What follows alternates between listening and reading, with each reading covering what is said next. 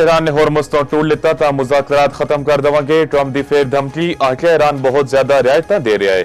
Iran Hormuz ਤੋਂ tool ਜਾਂ insurance ਦੀ ਰਕਮ ਨਹੀਂ ਲਵੇਗਾ। ट्रंप ਦੀ ईरान ਨੂੰ ਫੰਡਸ ਦੇਣ ਦੀ ਇੱਕ ਵਾਰ ਫੇਰ ਤਰਦੀਦ। ईरान ਜੰਗ ਵਿੱਚ ਨੈਟੋ ਨੇ ਮਾਯੂਸ ਕੀਤਾ, ਯੂਰਪ ਨੇ ਸਾਡਾ ਸਾਥ ਨਹੀਂ ਦਿੱਤਾ।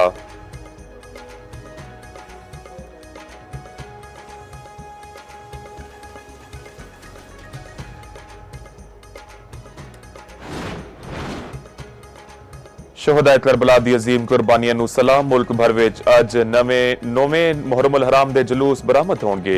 कराची विच निश्तर पार्क, लाहौर विच पांडू स्ट्रीट तो जुलूस बरामद होवेगा। इस्लामाबाद विच मरकजी जुलूस इमाम बारगाह असना उशराह तो बरामद होवेगा।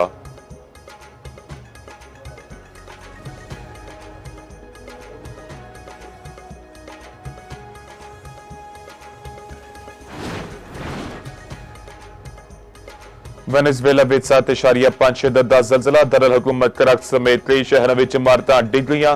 हज़ारां हलाकतां दा खदशा, एमरजेंसी नाफिज। कैलिफोर्निया दे शुमाली इलाकों विच भी ज़लज़ले, 10 लाख अफराद नूं अलर्ट जारी। ज़लज़ले दे झटके कोलंबिया विच भी महसूस कीते गए।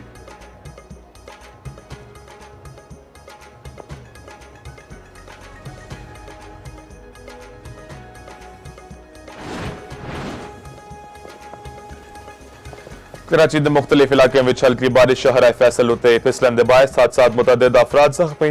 लाहौर समेत पंजाब के मुख्तलिफ शहरों में तेज हवावां दे नाल बारिश का इम्कान। इस्लामाबाद के चंद मकामात उत्ते कल तेज हवावां दे नाल बारिश हो सकती है।